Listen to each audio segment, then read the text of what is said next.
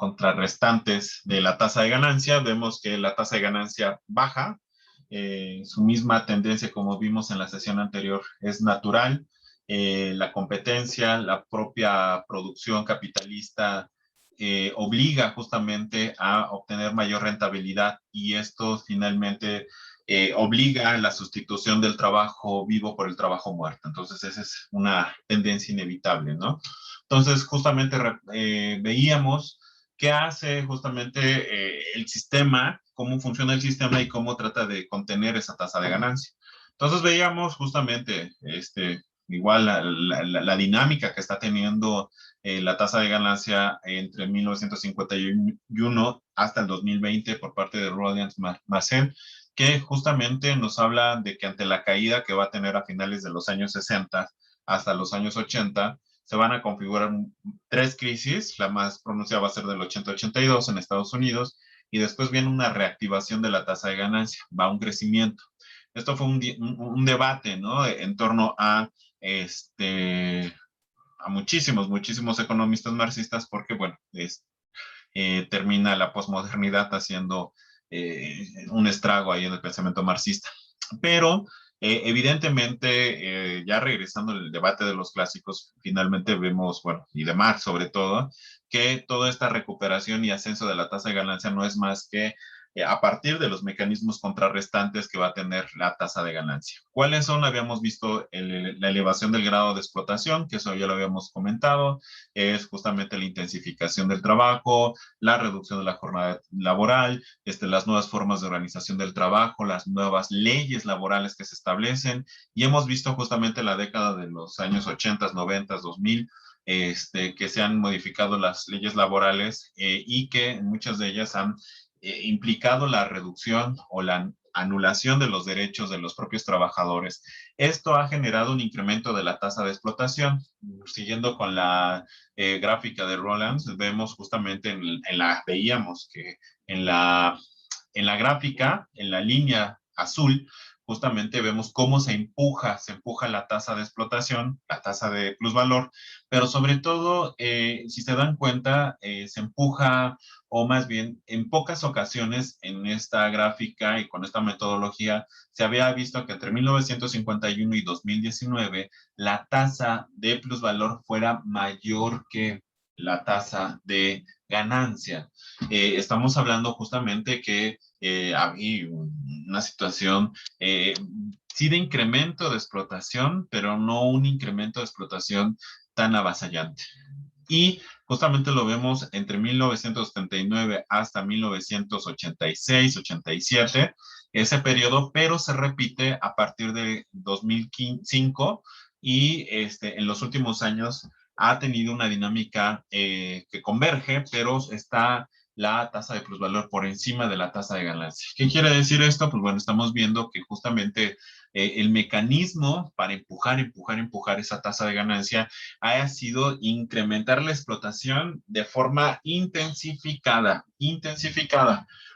Mucho de esto lo vemos en Estados Unidos, ya el fenómeno de pobreza, ya cerca de 60 millones reconocido, aproximadamente 60 millones de estadounidenses en condición de pobreza, ya manifiestan justamente una situación de qué tanto ha tenido que presionar la tasa de explotación y la tasa de plusvalor en Estados Unidos. Y vemos también justamente este reajuste a partir de la tasa de la crisis del 2008, esta economía del capital constante, en donde justamente va a bajar la composición orgánica, es decir, que se va a economizar justamente la innovación científica tecnológica para seguir empujando la tasa de ganancia.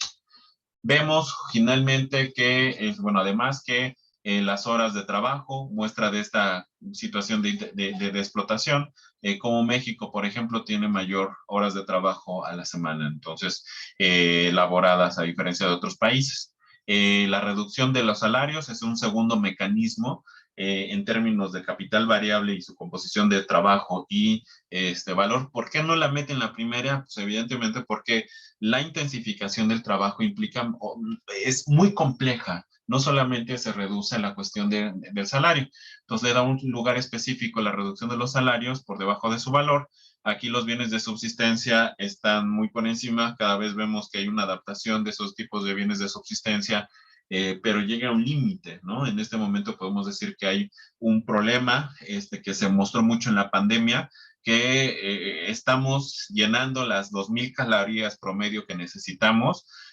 con calorías vacías, el problema de obesidad que tienen los países como México y Estados Unidos, en donde pues la gente con 2 Coca-Colas o una torta de tamal llena o llega a las 2.000 calorías, y esto va a generar problemas en la fuerza de trabajo, como lo hemos estado viendo en la pandemia, ¿no? Con diabetes y demás. ¿Qué tanto ha impactado? Bueno, los ingresos derivados del trabajo, veíamos la sesión anterior, como porcentaje del PIB, justamente se han estado reduciendo en todos los países, como muestra esta gráfica. Terminábamos con esta otra, que el crecimiento del Producto Interno Bruto en los últimos 40 años se debe o está relacionado más con una caída de los salarios. Esta es una gráfica que presentamos, bueno, cuando fue el librito de Rosa Luxemburgo, entonces ahí esta la elaboré. Y bueno, ¿qué quiere? Como se muestra esta grafiquita, del lado izquierdo habla de cómo el crecimiento del Producto Interno Bruto positivo, pero con una contracción de los salarios como parte porcentual del PIB. Del lado derecho, crecimiento, pero con un incremento. Estamos aquí aparece Brasil, bueno, porque finalmente también el periodo de Lula incrementó los salarios. Tercer elemento, el abaratamiento de los elementos del capital constante.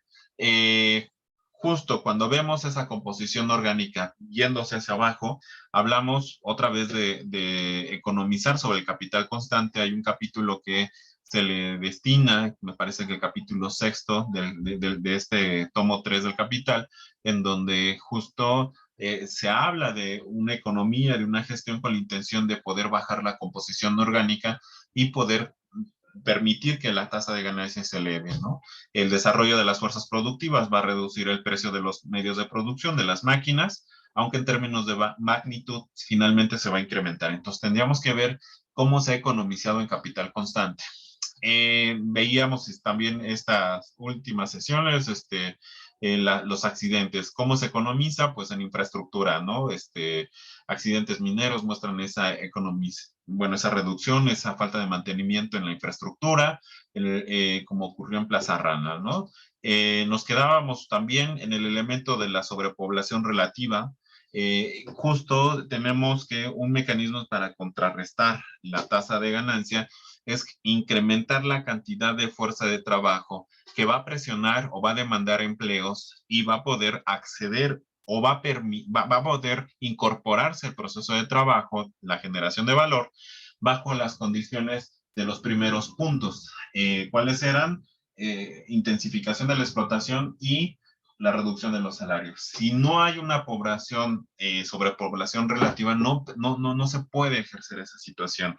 Esto lo vemos en Estados Unidos, se incrementa porque hay una población que justamente está presionando por los puestos de trabajo que en donde ya están ocupados, pero a ese personal que está ocupado se les dice, te bajo el salario, te modifico leyes, etcétera, y si no las aceptas, entonces finalmente va a haber un ejército industrial de reserva y población relativa que sí lo va a aceptar. Entonces, esta situación, pues evidentemente, está muy presente. ¿Cómo se relaciona? Estos son gráficos hasta 2016, los que presentamos acá, que es justamente cómo se va a incrementar o cómo se está moviendo la relación entre empleo y población, la población que está siendo ocupada, y al final de cuentas vemos que a pesar de que se ha incrementado esa población relativa, la cantidad de población en algunos países es poca, la población que se mantiene en empleo del total de la población mayores de 15 años. Esto es lo que muestra la gráfica del 91 al 2016. Vemos también que el desempleo, evidentemente, en algunos casos, bueno, aquí no se ve mucho, estos son datos en respecto a la crisis, cómo se está moviendo, y finalmente vemos que hay un incremento en la mayoría de los países del G20, se muestra en esta tendencia 2008-2016 del desempleo. Entonces, esto es lo que permite justamente la reducción del capital constante. Paso rápidamente, bueno, esta situación del G20, el empleo vulnerable. El empleo vulnerable es un empleo con salarios por debajo del mínimo, con pocas prestaciones, con mayor riesgo, con condiciones deplorables y sin prestaciones en absoluto. Y cómo se ha desenvuelto este empleo vulnerable en los países del G7, en la mayoría, G20, perdón, en la mayoría se ha incrementado a partir de 1985 hasta el 2016. Justo tenemos este elemento que ha estado presente en el incremento de la tasa de ganancia. Justamente se resumía, bueno, resumíamos en el 2016 cómo se había incrementado el empleo vulnerable, el empleo que, como le señalamos, es el peor, es el que mantiene muy marginada a la población y muy pauperizada. Quinto elemento, como mecanismo para paliar este problema de la caída de la tasa de ganancia, bueno, ¿cómo reactivas la acumulación? Pues bueno, el capitalismo tiene una ventaja y esa ventaja es que depende de los espacios geográficos y los espacios geográficos en donde se está desarrollando el capitalismo están siendo delimitados por las naciones. Y esas naciones, pues evidentemente, establecen los mercados.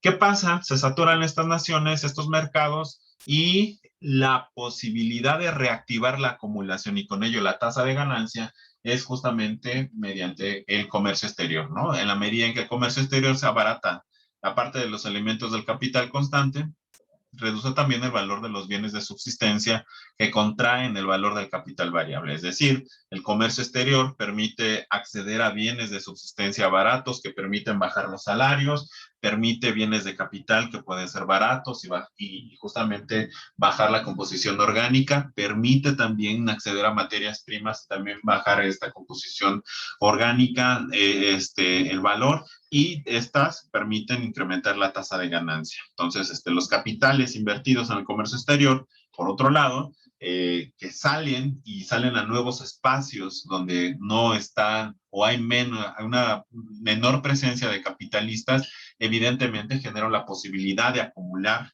mucho más que en los países de origen, ¿no?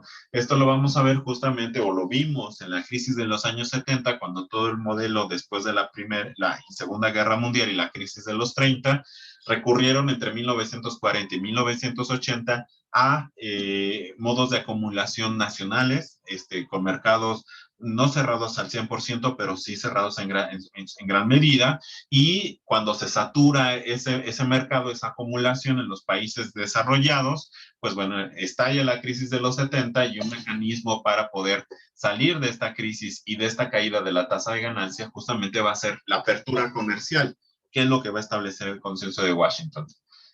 Aquí vemos en el comercio internacional como parte del Producto Interno Bruto, en el caso de México, cómo se va a incrementar a partir de los 80s, ¿no?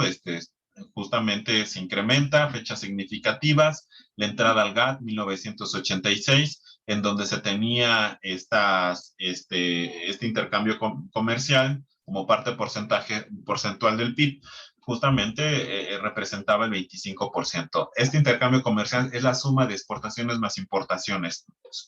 Exportaciones más importaciones en proporción al PIB. Entonces, vemos justamente este incremento constante. Llegamos hasta el 2013, es una gráfica un tanto vieja, al 60% como parte del Producto Interno Bruto. O sea, es una economía muy abierta. En algunos países llega al 80%. Tenemos fechas importantes, decíamos, GATT 86, 95, bueno, 94, 95, el Tratado de Libre Comercio, ya en ese momento representaban las exportaciones y las importaciones el 44% del Producto Interno Bruto, y ya en el contexto de la crisis, justo representaba arriba del 50% este comercio exterior como parte porcentual del PIB. ¿Qué pasa más adelante? Hasta 2017 vemos justamente que el comercio como términos porcentuales del PIB ya alcanza el 70% hasta el 2017. Faltaría hacer una actualización de esta gráfica y cómo se comporta, pero podemos tener la certeza que ese es el momento más más alto que hay. Ya después va a bajar un poquito o se mantiene. En fin, ¿qué otro elemento hay? Va a haber, evidentemente, cuando entendemos que hay una caída de los rendimientos sobre la inversión, que es lo que expresa la tasa de ganancia, hay mucho dinero que los capitalistas van a decidir no invertir. No invertir en términos productivos, compra fuerza de trabajo, bienes de capital, como lo hemos visto. Entonces, ¿cuál va a ser la opción? La opción va a ser justamente ir al mercado accionario, ya sea meterlo también al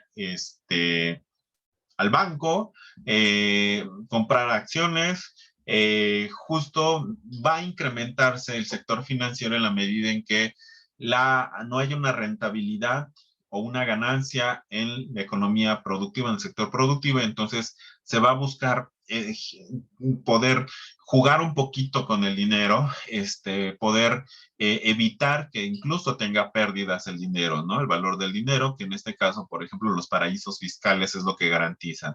Como veremos, ¿qué pasa? En la medida en que se están incrementando las crisis o se están configurando las crisis, vemos que se repite el incremento del capital constante.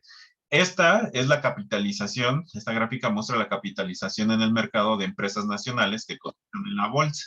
Es decir, todo este porcentaje, este valor de las empresas que recurren justamente a la bolsa como porcentaje del Producto Interno Bruto. Y como veremos acá, justo cada vez es mayor el dinero, la ganancia que en vez de acumularse se va al mercado de acciones y vemos que cuando se están configurando justamente las crisis, entre los 1996 hasta el 2000, son las tendencias más inclinadas, ¿no? Es más acelerado este capitalismo por acciones de estas empresas, lo vemos hacia el 2000, también hacia 2000, 2007, es también igual de acelerado, casi llega al mismo nivel que en la crisis del 2000, del 2005 al 2007, y justamente veíamos cómo el patrón empezaba a acelerarse de esa misma forma en el año 2017, que es lo que va a propiciar justamente la caída de la tasa de ganancia después o que está configurando la caída de la tasa de ganancia y la crisis del 2020. Las acciones negociadas igual tienen este comportamiento, toda la interacción de los mercados financieros, sus negociaciones como porcentaje del Producto Interno Bruto. Evidentemente tenemos igual, estos piquitos son los picos de las crisis, previos a las crisis. Entonces justo vemos igual el piquito en 2000 y después va a ser la caída, o sea, se van las empresas a la especulación, comprando bonos. O sea, ¿qué pasa con lo que mencionaban en el chat, en el WhatsApp? Pues bueno, no es algo innovador, lo que está ocurriendo es esto, pero en el momento no inmediato, vaya, o sea, se están comprando acciones ahí en estos sectores porque pues, el mismo capital no quiere invertir, no se ven posibilidades de invertir en términos productivos, pues bueno, se va a comprar acciones y va a hacer estos piquitos justamente previos a las crisis. Justo la de acá, en lo que decíamos que aquí se configuraba una crisis rara desde el 2015, en fin.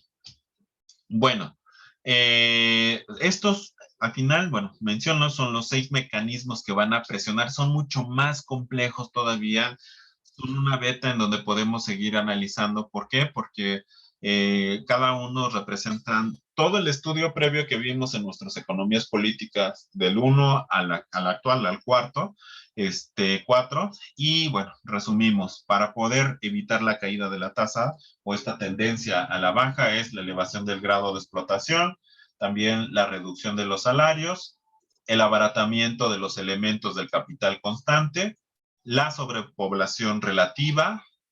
Por ahí alguien me preguntaba, creo que si era de este grupo, ¿por qué tiene un impacto la acumulación sobre la población? Bueno, tiene muchísima. De hecho, en el tomo 1 lo muestra y todavía en el tomo 3 insiste el papel que tiene, la sobrepoblación.